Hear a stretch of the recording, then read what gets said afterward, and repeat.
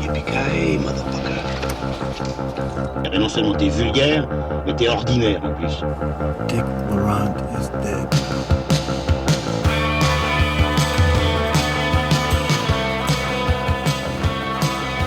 Bonjour, bonsoir à toutes et à tous, chères auditrices et chers auditeurs, et bienvenue dans Transmission, la table ronde cinéphile qui fait le grand écart entre cinéma d'auteur et pop culture.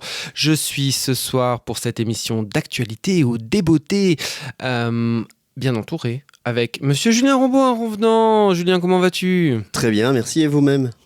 Ça va bien, merci. Manuelas est là. Salut les gars. Ce soir donc un numéro d'actualité consacré à deux films. Los Tigres, le film d'Alberto Rodriguez qui est sorti le 6 mai chez nous et qui est sorti en France il y a déjà 2 mois à peu près. Et nous allons aussi parler de Fuse de David Mackenzie qui est sorti le 6 mai en France et en Belgique. Mais avant toute chose, j'ai préparé un petit quiz. Vous le savez. Non, vous ne le savez pas car aujourd'hui nous enregistrons. Et alors que nous enregistrons, toutes les chambres, toutes les suites de tous les hôtels cannois sont prises d'assaut, puisque le strass, les paillettes, le champagne et surtout les films s'accumulent vers la Croisette, vers le Festival de Cannes. Tout le monde est en train de se maquiller, de se parer. La cérémonie d'ouverture aura lieu dans quelques minutes et c'est en cet honneur que j'ai préparé un quiz. Je vous conseille d'être très prudent, ils m'obéissent au doigt et à l'œil. Et il me suffirait de claquer encore des doigts pour que demain vous soyez aspiré par une motocrotte sur le trottoir d'en face. Je ne saurais donc trop vous conseiller, ainsi qu'à votre tout, de rentrer à la niche. Vous avez d'autres questions ? Oui. 2, très brèves. Primo, pourquoi est-ce que je perds mon temps avec un branquignol dans ton genre, alors que je pourrais faire des choses beaucoup plus risquées ? Comme ranger mes chaussettes, par exemple. Deuxio, comment comptes-tu claquer des doigts pour tes molosses une fois que je t'aurai bouffé les pouces des 2 mains ? Alors je vous avoue, messieurs, que je suis mal préparé pour cette émission, mais j'ai quand même trouvé 3 petites questions qui sont en l'honneur de la compétition du festival cette année. Alors, le premier qui dit « Titi, prends la main ». Alors, le premier qui peut me citer 3 films de James Gray. Titi. Bien, vas-y Julien. La nuit nous appartient, Ad Astra et The Lost City of Z, par exemple. Ok, c'est une bonne réponse de Julien. Deuxième question. Vous allez maintenant me citer 2 films de Christian Mungiu. Ça c'est à toi. Ça, non. Autant j'ai été pris de non, court sur le James Gray, vas-y toi. Je connais déjà pas il y a 4 ans. 4 ans, 3 semaines et 2 jours. Non, j'en ai pas d'autres. Et de toute façon, c'est pas le bon titre. Bon. On est démasqués. Ouais, vous êtes démasqués. Vous êtes des imposteurs. C'est 4 mois, 3 semaines et 2 jours. Ensuite, il a fait Au-delà des collines, par exemple, qui était vachement bien. Bref, moi, je trouve que c'est un cinéaste super intéressant. Tu devrais t'y intéresser, Julien. Tu devrais. Troisième question. Maintenant, vous allez me citer un scénario de Arthur Harari. Ah ben bien sûr, Titi. la dernière. Titi. Vas-y. La dernière Palme d'Or. Et qu'on a adoré tous les 3 ou 4, je crois. Donc, Anatomie d'une chute, c'est ça, hein. Bien, bonne réponse. Alors, je pense pas que c'était la dernière Palme d'Or. Non, c'est pas la dernière. Il y en a eu une autre entre-temps qui était un film iranien qui s'appelait... It was just an accident. C'était juste de Jafar Panahi. Voilà, c'est ça. Bravo, Julien. Ok, donc Julien, tu remportes haut la main ce quiz. Et donc, tu vas nous dire un petit peu quelles sont tes attentes cannoises pour cette année. Enfin, une en fait. On a parlé de James Gray. Je pense que c'est surtout celui-là qui m'intéresse. Et j'en donne quand même une petite deuxième parce que je ne suis pas sage. L'inconnu de Arthur Harari aussi. Ouais, bon, tu viens en fait de pomper tout ce que je viens de te donner comme petits appâts. Après Onoda, je suis intéressé par l'inconnu quand même. Ok, très bien. Et Manu ? Ben moi, ça va être le nouveau film de Na Hong-jin, puisque ça fait quand même un petit bout de temps qu'on n'a plus de ses nouvelles. C'est un film, je crois, américano-coréen, puisqu'il y a un casting qui est en partie coréen, et je crois qu'il y a Michael Fassbender qui est dedans. Oui. Donc voilà, on en sait très peu. Les premières photos ont été révélées, je crois, il y a 1 ou 2 semaines, ce qui s'annonce d'être une atmosphère de polar musclé. Mais voilà, je me suis pas plus intéressé au synopsis du film. Mais Je crois qu'il y a un soupçon de fantastique dans le film. Anyway. Eh bien, moi, tout à fait, je suis tout à fait d'accord avec vous et j'attends aussi très très fortement le film de Christian Mungiu, de Andrei Zvyagintsev, même de Paweł Pawlikowski et aussi de Emmanuel Mar, notre compatriote, puisque j'avais quand même vachement bien aimé Rien à foutre et je suis très très intéressé par son nouveau projet Notre Salut, qui va peut-être laver l'affront de la grosse choucroute bien tiède avec Jean Dujardin qu'on a vu il y a quelques semaines. Voilà, donc je pense qu'on aura un film un petit peu plus sanguin, dirons-nous. Un petit peu plus poil à gratter, je l'espère en tout cas. J'en profite pour vous dire qu'on n'a pas parlé d'un de nos chouchous, qui est Rodrigo Sorogoyen, qui présente cette année en compétition El Ser Querido, qui sort en France sous le titre de L'être aimé, avec Javier Bardem notamment, et Rodrigo Sorogoyen nous a accordé une interview carrière fin d'année dernière et qui est disponible sur notre chaîne YouTube. C'est une excellente interview. On vous encourage à venir la regarder, à venir liker bien sûr notre chaîne YouTube, liker nos contenus, partager nos contenus. Merci beaucoup, merci à vous. Et tout de suite, nous allons enchaîner avec Los Tigres.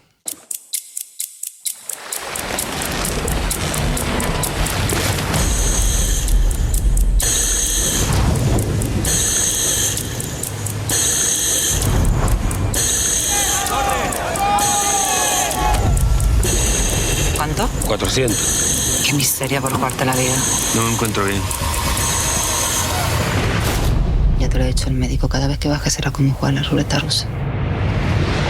Los Tigres ou Les Tigres, c'est donc le nouveau film signé Alberto Rodriguez, le réalisateur espagnol de La Isla Minima en 2014 ou de Prison 77 en 2022 que nous avions traité ici et qui était un direct to plateforme. Voilà, directement en ligne. Ce nouveau film, Los Tigres, se passe à La Huelva. C'est un port espagnol très, industriel. Et on s'intéresse à Estrella et Antonio, qui sont frères et sœurs, et qui sont des plongeurs qui vont en mer pour réparer les navires qui passent ou qui s'arrêtent, souvent beaucoup de cargo. Et un jour, Antonio, qui a des problèmes financiers et des problèmes avec son ex-femme qui veut lui retirer la garde de ses filles, remarque dans la coque d'un cargo qu'il y a de la cocaïne qui transite. Et alors, pour régler ses problèmes, il se dit qu'il va peut-être essayer de se servir un peu. Mais tout ceci risque de ne pas se passer comme prévu. Julien, au lieu de te moquer de ma manière de scander mes introductions, tu peux commencer.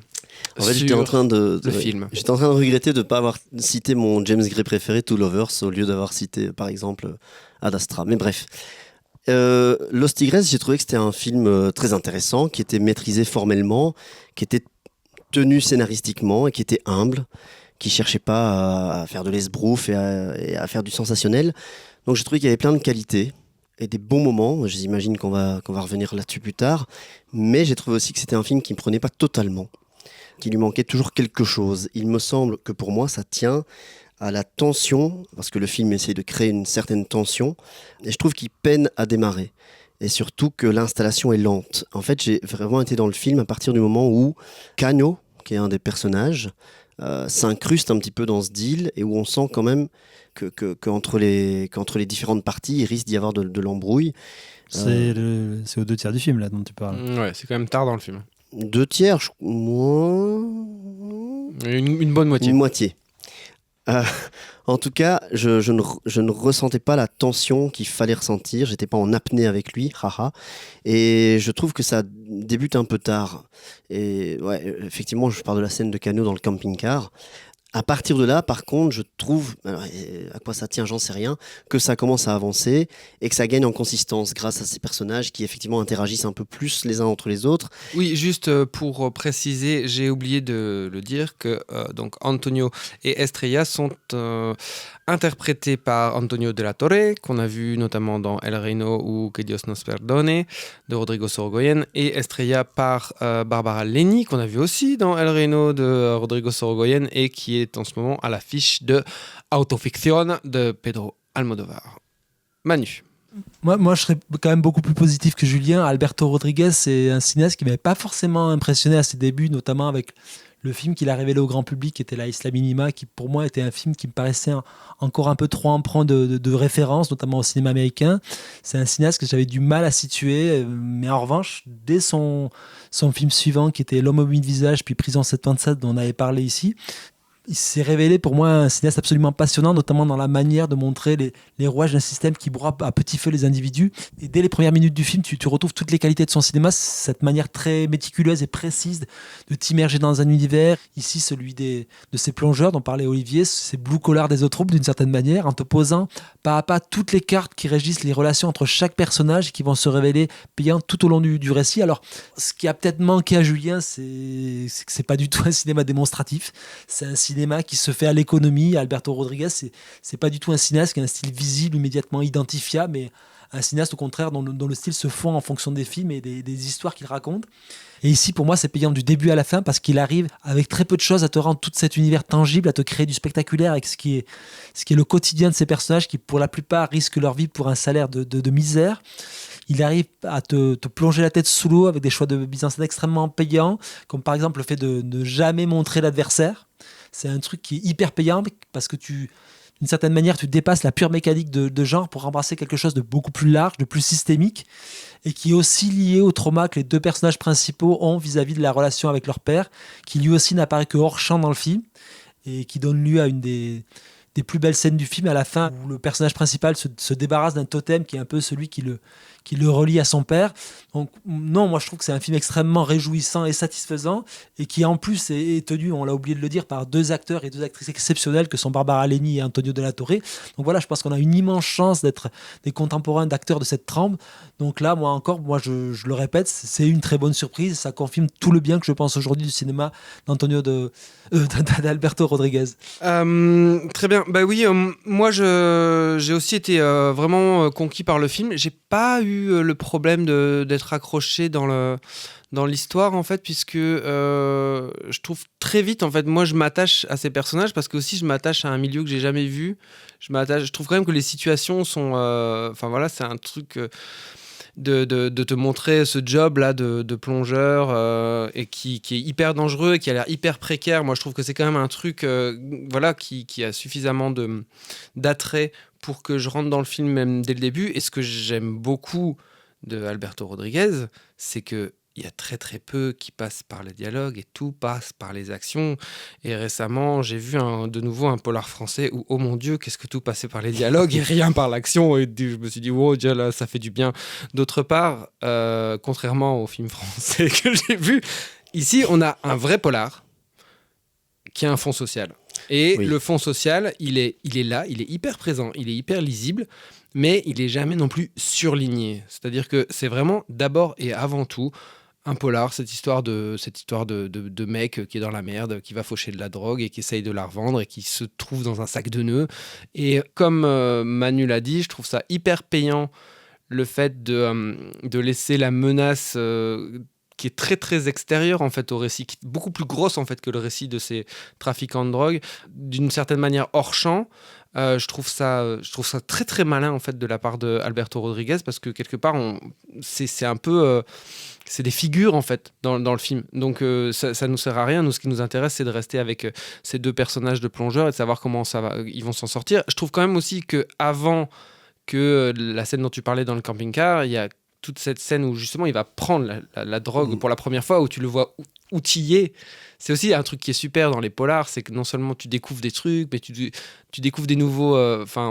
là, tu découvres un nouvel environnement, en plus dans cette espèce de port de là où elle va, qui est une espèce de truc voilà, très industriel que moi, j'avais jamais vu non plus spécialement. Et la sœur, elle trouve un outil pour aller chercher cette cam et tout un stratagème pour aller la chercher qui, moi, ça me tient en haleine. Je trouve que c'est des bonnes trouvailles, quoi. Il y a beaucoup de choses dans ce que tu dis. Moi, c'est vraiment par rapport à cette scène-là, où il va prendre la drogue pour la première fois, ou la deuxième, et qui a un petit souci, que je me suis dit, tiens, ça ne me happe pas comme ça devrait me happer, parce que je me suis demandé si ça tenait au traitement du son, qui était un peu là sans être, enfin, qui n'était pas appuyé, etc. Et tant mieux, mais je me suis dit qu'il manquait quelque chose pour vraiment que je sois pleinement dans la scène. Après, dans ce que tu dis, je suis d'accord, notamment avec le personnage de la sœur, donc qui est Barbara Leni, c'est ça. Effectivement la façon dont elle fait avancer l'intrigue, la façon dont elle devient concrète, alors que lui a des idées, mais qu'il n'a pas l'air de vouloir les appliquer, etc. Enfin, je trouve que c'est un des personnages qui fait avancer le film et qui lui apporte aussi concret, incarnation, etc. Donc ça, je trouve ça top. Après, je crois pas qu'il me manquait de la démonstration. Enfin, je ne demande pas que ce soit démonstratif, mais il y a effectivement, peut-être un petit déficit, selon moi, d'entertainment, si je puis dire. Et pour moi, l'entertainment, entre guillemets, si tu veux juste placer le débat sur ce point-là précis, il est déjà dans le décorum. Cette immersion que tu as avec ces plongeurs dans tous les sens du terme, c'est-à-dire dans ce milieu social, dans cet univers-là, dans les mécaniques qui relient tous ces personnages-là. Moi, il y avait par exemple une scène toute bête, la scène où il est bravache au bar, il est en train de se bourrer la gueule, tu vois un peu le comportement un petit peu, pas toxique, mais problématique du personnage. Et c'est pas appuyé. Il s'arrête. Il se lève, il dit non, mais attends, on parie encore un coup. Et il se lève, et tu dis qu'est-ce qu'il va faire ? T'es happé juste par ça. Et là, tu retombes sur du relationnel. Il appelle sa sœur, je vais pas bien, et le mec s'effondre. Alors qu'il est en train de retourner à la table pour faire le bras de fer. C'est des petits trucs. Tu pourrais me dire, ça n'a rien de spectaculaire. C'est juste spectaculaire parce que je ne l'ai jamais vu auparavant. C'est hyper fin dans l'écriture des personnages. Donc en fait, moi, le film m'accroche régulièrement comme ça. La confrontation avec l'autre plongeur qui veut aussi en croquer, mais qui n'est pas caricatural parce que lui aussi...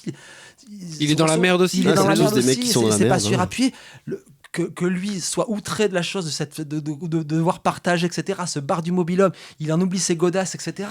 Il y a des idées quand même tout le temps scénaristiques qui sont, à mon sens, toujours payantes. Et donc, je n'ai pas besoin d'une grande scène démonstrative, tu vois, d'action ou de plongée. Je ne sais pas en fait ce que tu attendais, mais moi, je trouve... Tous les personnages sont attachants. Le patron du cargo, il a son moment hyper attachant avec la confrontation à un moment avec la sœur sur le port où elle lui explique grosso modo on est dans la merde totale, etc. Faut que tu lui sauves la mise. Et on comprend très bien aussi qu'il a tout compris, lui. Enfin, il a bien compris ce que faisaient les deux autres, quoi. Donc voilà, pour moi, justement, la manière de détourner un petit peu les attentes un peu trop évidentes que tu pourrais avoir sur ce type de film, je trouve qu'il arrive à les contourner et proposer autre chose. Ça ne veut pas dire parce que ça peut être aussi complètement stérile de contourner des poncifs de genre pour ne rien en faire. Là, je trouve que justement, il arrive à les renouveler. Là où moi j'ai un petit... une petite ombre au tableau, t'en parlais tout à l'heure. Moi, je trouve que la relation au père, c'est peut-être pas si bien dessiné que ça, pas si clair. Je trouve que l'histoire de rivalité entre frères-sœurs... voilà, là pour moi le film pêche un peu. Je crois qu'il y aurait quelque chose qui aurait été qui manque peut-être à construire à ce niveau-là, parce qu'on sent quand même qu'il y a un truc qui quelque part retient la sœur là où elle est, et ça je trouve que c'est un peu mais pour moi, le récit, c'est un peu rentré au forceps, quoi, je trouve, malheureusement. Non, pour moi, ça fait corps avec la même manière quand je disais de ne pas montrer l'antagoniste et de te dire, grosso modo, c'est le système qui les baise, entre guillemets. C'est le système qui leur fait miroiter quelque chose et qui leur reprend de certaine manière. Et ce même mode de père qui élève ses enfants dans une logique de pure compétition, c'est la même chose. C'est un système qui se reproduit. Et pour moi, il montre deux systèmes à deux échelles, une échelle micro, une échelle macro. Et que les deux sont forcément liés. Et que les deux personnages ne trouvent qu'une sorte de paix intérieure à la fin, qu'en se débarrassant de cet oripeau, en plus, qui est quelque chose de matériel, qui les relie au père. Oui, d'accord. Non, mais je comprends ta lecture, mais cela dit, pour moi, c'est pas si habile, quoi. C'est pas aussi bien écrit que le reste, je trouve, personnellement. Je trouve que ça manque un peu d'incarnation et de force. Après, moi, je trouve qu'il y a plein de choses qui marchent super bien. Par exemple, le décor, bêtement, là où ils habitent, aussi, je trouve qu'il y a quelque chose qui vit, quoi. C'est un décor, tu vois, passé, un peu crado. On sent que c'est un truc qui est un peu en décrépitude comme ça, et ça raconte aussi sur les personnages et de la manière dont ils sont un peu englués dans leur situation actuelle, quoi. Mais bon, c'est parce que tout à coup, dans ce genre de config, on dirait que en tout cas, je trouve que c'est un bon film. Hein. Je parle. Non, mais non, t'as dit que c'était nul. Non, je dis qu'il me manque une petite dimension. Parce que nous visons l'excellence et pour que ce soit un grand film, il m'a manqué quelque chose et que je peine à nommer. Mais par contre, dans l'aspect social dont vous parlez, j'ai trouvé plein de belles choses. Enfin, je disais qu'il y avait des beaux plans. Il y a le corps de ce gars qui est remonté, un plongeur qui est décédé auparavant, qui est remonté dans ces tours, on dirait le paradis. Enfin, il y a des images qui me restent et que j'ai trouvé très belles. La scène dont tu parles de ne pas montrer les antagonistes, la scène où on vient les confronter, où ils sont dans la voiture, je la trouve excellente, par exemple, avec le train qui passe devant, qui défilent et eux qui sont bloqués, enfin tout ça, je trouve ça très beau. Mais effectivement, bon voilà, je vais pas revenir sur ce que j'ai dit, je garde mon constat malgré vos arguments, mais c'est sûr que c'est un bon film et c'est sûr que c'est un film humble et qui travaille dans le bon sens, j'ai l'impression.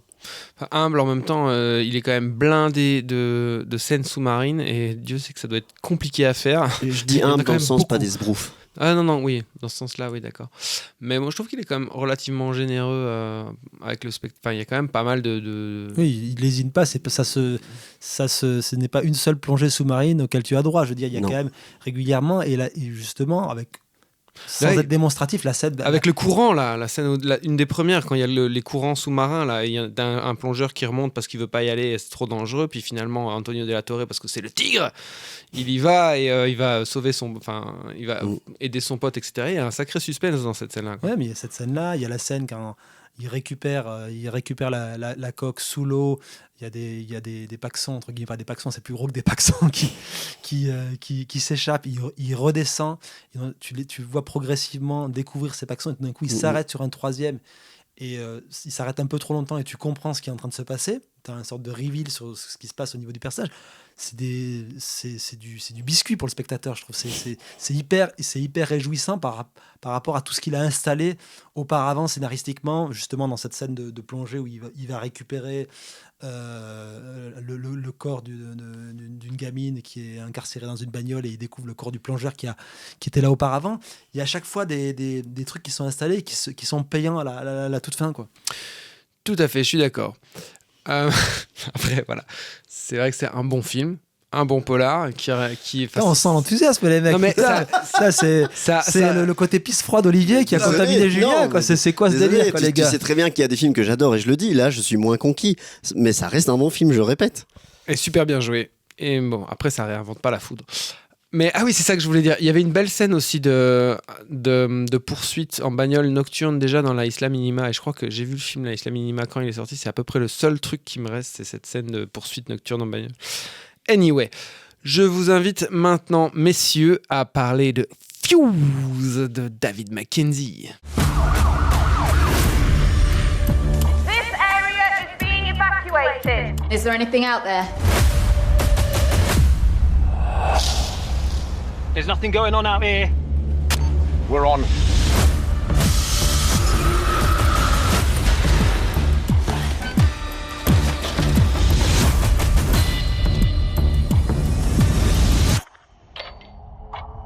It's ticking. Clear! Hard cover! No! Go, go, go! Transmission, le podcast, est donc le seul podcast francophone à suivre la carrière du réalisateur écossais David Mackenzie, puisque c'est la 4e fois que nous parlons de l'un de ses films, puisqu'il a réalisé Hell or High Water en 2016, connu aussi sous le titre Comancheria, Outlooking en 2018, qui était sorti directement sur Netflix, si je ne dis pas de bêtises. Et nous avons parlé tout récemment de Relay, ou L'Intermédiaire, le film de 2025 qu'il avait réalisé avec notamment Riz Ahmed. Alors, ce nouveau film, il est interprété par Aaron Taylor Johnson. L'acteur préféré d'Olivier du moment. Absolument. Sam Worthington et Theo James, qui interprètent donc ce film Fuse. Donc, ça raconte quoi? C'est assez simple en fait, au final. Ça se passe à Londres, de nos jours. Et alors, dans un chantier, on trouve une ancienne bombe de la Seconde Guerre mondiale qui serait encore armée et prête à exploser à n'importe quel moment. De ce fait, les autorités appellent une brigade de démineurs qui est donc menée par cet acteur fabuleux Aaron Taylor Johnson, et pour désamorcer la bombe. Mais alors comme c'est très très dangereux, ils évacuent et bloquent tout le quartier. Ils vont même devoir être obligés à un moment de couper l'électricité. Et c'est là qu'on pense à un autre film qui s'appelle Die Hard. Et en effet, puisque des vilains se sont planqués dans le quartier pour faire un casse. Voilà, Manu, qu'as-tu pensé de ce film Fuse ? Très très plaisant. Après, c'est pour moi un film très mineur dans la film de Mackenzie. C'est un des plus gros soucis du film, c'est que c'est avant tout un film à twist. Donc c'est peut-être quelque chose qui va justement nous obliger à passer assez vite en mode full spoiler si on veut aller un tout petit peu plus loin dans le film. Ce qui est la mécanique principale du film, c'est une sorte de logique de poupée russe et de faux semblants qui a pour but en fait de relancer l'attention du spectateur, notamment à travers la manière dont les personnages interagissent. Sur cet aspect purement ludique, moi je trouve que le film est assez satisfaisant, plutôt même bien ficelé. Après, il y a une seconde couche, une sorte de gravitas que cherche à travailler le film, notamment autour du personnage interprété par Aaron Taylor Johnson et tout le syndrome post-traumatique que se trimballe le personnage. Et je trouve que là, ça ne fonctionne pas du tout. Tout d'abord parce que, on l'a déjà dit, mais Aaron Taylor Johnson n'a pas du tout les épaules taillées pour ça. C'est un vrai mid-cast. Tout l'aspect potentiellement tragique et revanchard du personnage, tel qu'il est, je pense, écrit dans le scénario, est jamais présent à l'écran. Et puis, il y a cette scène de révélation à la toute fin du film dont on va pas dire grand-chose, mais en tout cas, elle s'avère complètement décevante, à la fois d'un point de vue scénaristique, parce qu'elle te donne aucun éclairage nouveau sur les personnages, et surtout que c'est des pires scènes tournées dans toute la filmographie de Mackenzie. Tu sens les fonds verts à 2 km, tu sens le tournage en studio, c'est affreusement cheap, et tu ressors du film avec cette sensation un peu de rendez-vous manqué, parce que jusque-là, le cinéma de Mackenzie était un cinéma avant tout porté par des personnages. Là, tous ces personnages sont juste de la chair à canon, et c'est bien ça le problème. Julien. J'ai l'impression que c'est mon motif du jour, mais j'ai pas les mêmes problèmes parce que... Pour le coup, là, le film est démonstratif à souhait. Pas les mêmes problèmes parce que j'ai trouvé que ce film était plutôt raté, là où Lost Tigress est un très bon film, donc. Mais en fait, pendant 30 minutes, je me suis vraiment demandé j'avais un désintérêt pour le film énorme. Je n'en avais rien à cirer de tout ce qui se passait. Et surtout, je me disais, qu'est-ce qui est arrivé à David Mackenzie, effectivement. Et après, aussi, petit à petit, mais ça tombe, c'est moi qui ai besoin de 30 minutes pour rentrer dans les séances, mais petit à petit, j'ai trouvé que ça se réveillait. Mais au début, tout ce qui concerne, en fait, tout ce qui tourne autour de la bombe, j'ai trouvé ça d'une mollesse et vraiment d'un inintérêt.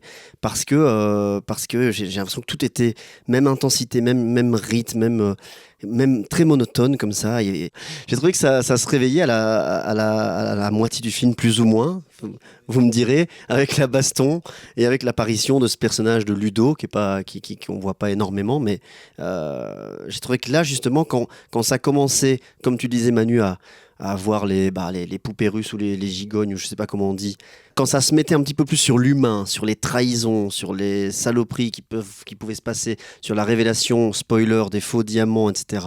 Là, j'ai trouvé que le film, justement, commençait. De l'humain, il y en a assez peu. Ça reste du jeu de massacre. Hein. Ouais, mais je trouve qu'il est plus inspiré dans le jeu de massacre que dans tout ce qui concerne la tension qu'il essaie de mettre dans la ville, qui, pour moi, n'arrive pas du tout. Après, effectivement, le jeu de massacre fonctionne bien. La course-poursuite, c'est pas une course-poursuite, mais tout ce qui trait à la bagnole, tout ce qui se passe là, je me suis dit, enfin ça commence, mais du coup j'ai pris du plaisir pendant 40 minutes au lieu d'1h30. Bon, parce que c'est grave. Non, moi j'ai plutôt passé un bon moment parce qu'au début du film, en effet, c'est pas intéressant ce qui se passe. Non, clairement. Et en effet, tout est sur le même rythme. Et il y a une espèce de truc où, même dans la manière de mettre en scène, il y a un truc un peu épisode de 24 heures chrono, comme ça. Tout le monde est séparé et tout le monde est filmé à la longue focale, avec des plans un peu légèrement shaky, comme ça, avec beaucoup de personnages. Et il n'y a aucun personnage qui prend le pas sur un autre. Avec une photo pas très belle. Et après, c'est vrai que je suis dans cette logique de révélation successive qui, en effet, n'apporte absolument rien sur les personnages. Alors là, vraiment, tous les personnages restent des archétypes et ils sont épais comme une feuille de papier à cigarette. Et à part Aaron Taylor Johnson qui est quand même sacrément épais dans le genre. Mais bon, bref. Par contre, il y a des petits moments, tu vois. Moi, je trouvais que tout ce qui était autour de la course-poursuite avec le van ambulance, c'était pas mal. Moi, je reste quand même relativement accroché au film. Et ce qui me réjouit dans la fin du film, c'est que c'est un film qui se voudrait un peu... une espèce de doigt d'honneur comme ça, qui est un peu... allez, on s'en fout, c'est un peu pour se marrer. D'ailleurs, je veux dire, il y a des blagues ostensibles dans les titres à la fin du film. Voilà, c'est une espèce de petit, de petit bonbon qui fait pas trop de mal. Mais après, c'est vrai que il y a possiblement volonté de construire une espèce de truc un peu plus nourri au niveau du personnage de Aaron Taylor Johnson, de ce qu'il aurait vécu en Afghanistan. Et c'est vrai que la dernière scène, ça reste un gag, alors que potentiellement, ça aurait pu vraiment... Non, mais c'est pas les rois du désert, quoi, tu vois. Je veux dire, c'est qu'à un moment, le film te vend sur un mec qui a un syndrome post-traumatique du fait d'avoir été traité sur le front, et c'est peut-être une des logiques qui a poussé le personnage à agir tel qu'il agit dans le film. Sauf que déjà, il y a une problématique, c'est que Aaron Taylor Johnson ne peut pas jouer un personnage qui soit un minimum pété du casque. Je veux dire, le mec, c'est juste... c'est un peu une gravure de mode à qui on a demandé de jouer, quoi. Je veux dire, moi, j'ai vraiment beaucoup de mal. Pour le coup, je pense que si tu changes dans le casting, tu mets Sam Worthington dans le rôle du démineur, lui, il le porte, ce côté un peu pété du casque qu'il a, tu vois. Donc, j'achèterais déjà dès le début. Bon, ça ne rattraperait pas des problématiques de réalisation et d'écriture au final dans le film, mais pour moi, déjà, la teneur dramatique du film tourne autour de ce personnage-là et de cet acteur-là. C'est vraiment... Ouais, mais il y a une démission de la part du réalisateur parce qu'il essaye pas du tout de la monter, quoi. Enfin, vraiment. C'est une vraie démission, quoi. Il prend vraiment le truc. Ok, je vais faire un truc fun, rigolo, où on va vous balancer des révélations les unes après les autres, et puis ce sera ça qui va faire mon film, quoi. Mais pourquoi te balancer toujours cette carotte du trauma, de quelque chose, tu vois, de... Quand même, c'est sous-traité à crever, hein.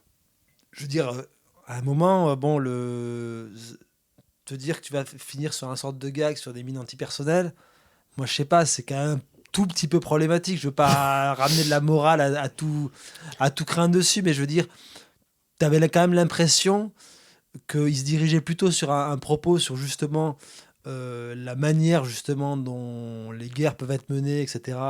Et entre guillemets ce qu'en peuvent endurer les soldats et les civils sur le front, et que d'une certaine manière le personnage se sert au passage pour agir à la place des États. Là, c'est juste balancer à la va comme je te pousse. C'est une nonchalance un peu coupable. En fait, j'ai oublié de dire quelque chose d'important. Non, mais pourquoi il m'a semblé que j'avais aucun attachement, c'est parce que là où Manu le disait, Los Tigres prend le temps d'installer le film et de créer les liens entre les personnages, ici... je crois que Mackenzie veut nous immerger tout de suite dans l'action. Ça démarre très vite, cette histoire de bombe, mais je suis attaché à personne. Il n'y a aucun personnage qui m'intéresse, que ce soit... et c'est pas une question d'être bon ou mauvais, ou gentil ou méchant, mais je ne sais même pas qui j'ai envie de suivre, et je ne sais pas ce qui me relie à eux. Après, pour moi, ça c'est le gros point faible du film au début, et puis quand je disais que ça prenait, c'est parce que à un moment donné, je me suis un peu attaché à ce personnage de je sais pas son nom. Trafiquant de diamants. Je me suis intéressé à ce interprété personnage. par Theo James. Toi, tu t'attaches au connard, quoi, en fait. Non, mais attends, mais justement, pas parce qu'il est aimable, mais parce que tout à coup, dans tout ce qui se passe avec les faux diamants, j'ai l'impression qu'on mettait un peu un focus dessus, et qu'en tout cas, voilà, ça commençait à tourner autour de lui. Et puis là, mais avant ça, effectivement, j'étais un peu... c'était un peu vain, ouais, c'était un peu vain. Tu subissais. Je subissais. Au tout début, j'étais pris je me dis, on va filmer, même s'il y avait un côté extrêmement démonstratif, mais on va te filmer des métiers, tu vois. Pour moi, c'est quelque chose que j'apprécie au cinéma, le côté un peu blue collar qu'on avait aussi dans Los Tigres, de juste te montrer le travail des démineurs. Le travail des démineurs, le travail des mecs qui vont faire un casse, l'épaisseur du blindage, etc. Le type d'outillage que tu dois avoir, etc. Ça, je me dis chouette. Le truc avec les drones et qui repère la chaleur, etc. Je me dis, il installe ces trucs-là et je me dis chouette. Ça, c'est vraiment typiquement le film que j'apprécie. Le problème, c'est quand le film veut jouer à être un petit peu intelligent alors qu'il est un petit peu con sur les bords, parce que typiquement le groupe électro qui est dans la poubelle et qu'on voit sur les radars, là tu te dis, les mecs qui sont des génies du crime, ils n'ont pas pensé à ça. Après, il y a beaucoup trop de coïncidences, beaucoup trop de coups du sort pour que tu tombes en admiration devant le professionnalisme de ces mecs-là. Ouais. Entre guillemets, c'est là où tout le film en fait me fait un peu décrocher, où je me dis bon ok, c'est sympa, c'est un film popcorn, mais je me désintéresse un petit peu des persos, parce que je me dis les personnages peuvent être un petit peu des archétypes, mais si il y a ce côté un petit peu méticuleux de me montrer, tu vois, des corps de métier, ça peut suffire à me passionner, tu vois, sans que j'ai forcément une immense attache psychologique au personnage. Mais quand en fait au début c'est juste une sorte de décorum, et que tu dis bah bon, j'ai vu Le Solitaire, j'ai vu Die Hard. Oui. Mec, propose autre chose. Bah, pour moi, le souci, c'est l'attache émotionnelle et que ce qui doit être tendu, encore une fois, ne me laisse froid. C'est-à-dire, je prends 2 petits exemples rapides. Ils se planquent à un moment donné, les voleurs dans les égouts. On essaie de les ça ne me fait ni chaud ni froid. Enfin, vraiment, il n'y a pas de tension que crée la mise en scène. Ils passent un barrage de flics, on se dit est-ce qu'ils vont se faire arrêter ou pas. J'en ai rien à cirer. Et je pense que ça tient à ce que je disais, la tâche émotionnelle. Bah, parce que c'était ni pour les flics ni pour les truands, en fait. Tu t'en fous complètement. Bah oui, c'est ce que je dis, je m'en fous. Dans le cast, dans la fourgonnette, il y a un côté un peu pied nickelé qui oui, les moi rend aussi, c'est attachants, ça, quoi. ouais. Moi, j'étais plutôt pour les truands, j'avoue. Ah, mais moi aussi, de toute façon, de base, mais pas assez. Très bien, merci messieurs. Je vous propose maintenant de passer au conseil. Écoute, pourrieux, pour moi tu n'es qu'une merde de chien qui s'étale sur un trottoir. Et tu sais ce qu'on fait d'une merde de ce genre? On peut l'enlever soigneusement avec une pelle, on peut laisser la pluie et le vent la balayer, ou bien on peut l'écraser. Alors si tu veux un conseil d'ami, choisis bien l'endroit où on te chiera. C'est donc l'heure des conseils. Manuelas, qu'as-tu à conseiller à nos auditrices et nos auditeurs ? Pour pas changer, je vais encore vous parler de cinéma indien et vous inviter à sortir un petit peu des frontières belges et vous rendre à Paris, à la Cinémathèque française, qui met à l'honneur le temps d'un week-end le cinéma de Rajamouli, qui viendra en personne présenter RRR, les 2 chapitres de Balouali, le formidable Ega qui sort bientôt chez Carlotta en Blu-ray, ainsi que Mariada Ramana. Donc ça se passe du 26 au 26 juin et c'est, on peut déjà le dire, un des événements ciné de l'année. D'autre part, on peut préciser quand même qu'il y aura une projection de RRR le 17 juin à l'Aventure dans le cadre du premier festival organisé par la revue belge de cinéma sur Impression. Julien.